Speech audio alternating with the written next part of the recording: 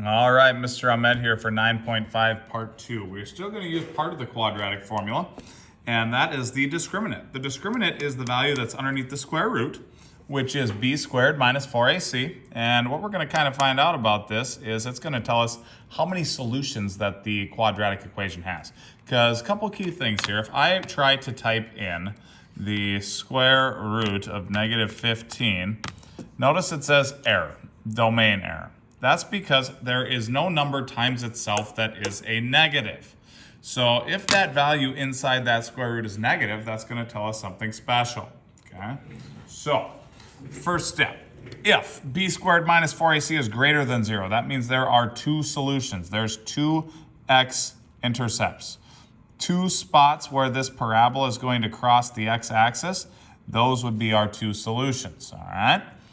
If the discriminant b squared minus 4ac is equal to 0, that means there is one solution. So that will mean the vertex is on the x-axis. One solution right there. Okay? So in this case, my first one, the solution was x equals negative 2 and x equals 1, 2, 3. In this case, the one solution is x equals negative 3. All right? Now, if the discriminant is less than 0, so if it's negative, that's going to mean there's no solution. There's not going to be a time when the parabola crosses the x-axis. Okay? So, we can use that to determine how many solutions that the quadratic has. We're going to do a couple of those first. So, for us to do b squared minus 4ac, that's going to give us the number of solutions. We have to identify a, b, and c again. A is 1, b is equal to negative 11, and c is equal to 10. So we just need to plug that into b squared minus 4ac to tell how many solutions that it has. Okay? So, here we go. b, negative 11 squared minus 4 times a, which is 1, times c, which is 10. So negative 11 squared is 121, minus 4 times 10 is 40. 121 minus 40 is, 121 minus 40, I got 81. So the discriminant is positive, so that means there is two solutions. All right, it was positive. If it were negative, there would be none. All right, now we'll do the next one. First it has to equal 0 though. So we got to add 4 to both sides. And I would have 9x squared plus 12x plus 4 equals 0.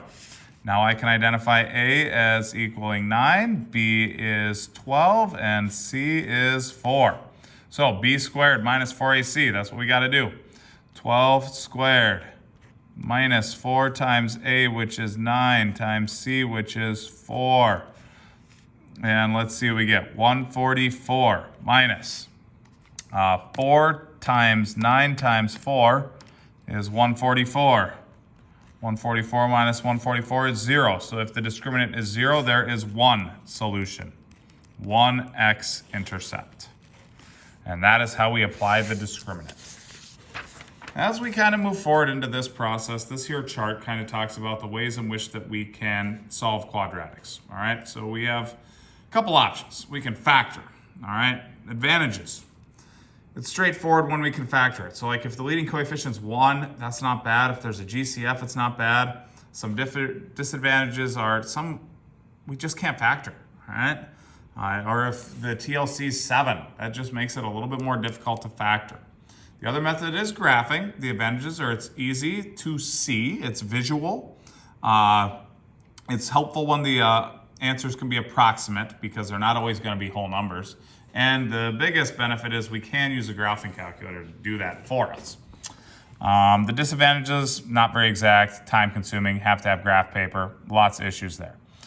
Using square roots, that only works when we only have an x squared, all right?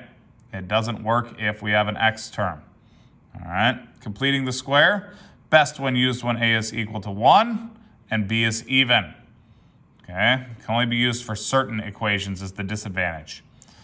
And let's see here, the quadratic formula, biggest advantages, it solves everything.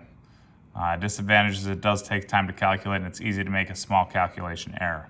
So as we take a look at this one, I see we are going to choose our method, all right? When I look at the problem, there's only an x squared. There's no x. So I am going to solve using square roots. Reason why? Only an x squared. No x. That's my reasoning, okay? So we can isolate the x squared. We are going to add 5 to both sides. We have 9x squared equals 9. We can then divide both sides by 9, and we have x squared equals 1. Take the square root of both sides. Don't forget the plus and minus, so x is equal to plus and minus 1. Found it. Next one. When I look at this, the leading coefficient's 1. I'm going to look. Factors of negative 12 that add up to 11, I can find those. So I'm going to factor. Easy to factor. TLC equals 1. All right, so that's kind of the main thing. If the TLC is equal to 1, typically it's fairly easy to factor it. Sometimes not, but in this case it was. So factors of negative 12 that add up to 11 are 12 and negative 1. So I can factor it. X plus 12, x minus 1 equals 0. Two solutions. X equals negative 12, and x is equal to positive 1. We found it. All right. Next one. First step, we have to set it equal to 0 before we decide, so I'm going to add 5. So I have x squared minus 2x plus 5. Now, when I take a look at this, factors of 5 that add up to negative 2, I don't really see any. So I actually kind of think completing the square is going to be my best bet because this middle term is even. So I'm actually going to have to change it back to what we just had. I'm going to have to subtract the 5 again and get x squared minus 2x plus blank equals negative 5. Subtract the 5 from both sides. Now we can complete the square. Take the middle term, divide it by 2, and square it. So negative 2 and divided by 2 squared is equal to 1. So factored form, x minus, it's a minus sign in the middle, x minus 1 squared equals negative 5 plus 1, which is negative 4. Oh boy. Huh. Now we got even more issues. When I take the square root of this problem. Square root of negative 4 is not 2. No solution. Can't take the square root of a negative. So I used completing the square.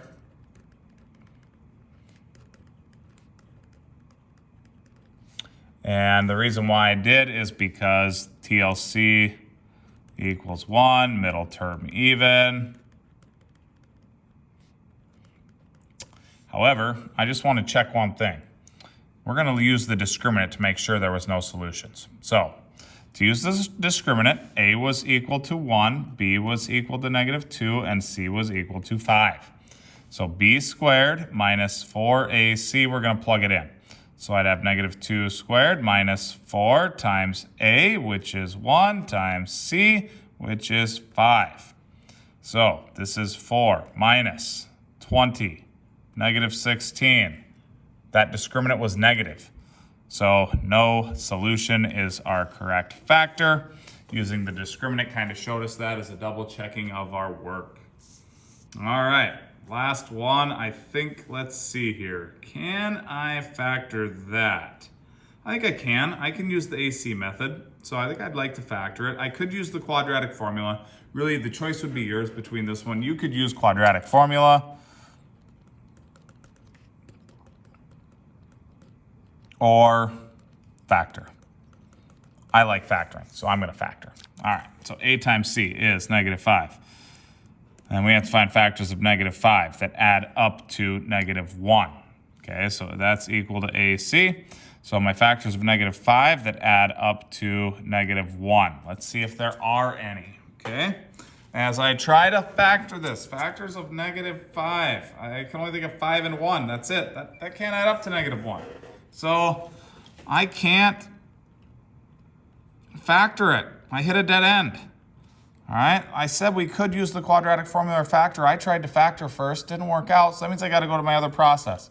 Have to use the quadratic formula, okay? So that ended up being the one we had to use. So A is equal to 5, B is equal to -1, C is equal to -1. Negative B, so -1 plus or minus square root -1 squared minus 4 times A, which is 5 times C, which is -1, all over 2A, 2 times 5. All right, now we got to just simplify it down. Negative times a negative is a +1, plus or minus square root. 1 squared is 1, minus 4 times 5 times -1 is -20. That turns to a plus over 10. All right, so I have 1 plus or minus the square root of 21 over 10. Those are my two solutions for x. That is the exact form. If you need decimals, you can plug it into your calculator. And that is it for the chapter. Have a good rest of the day.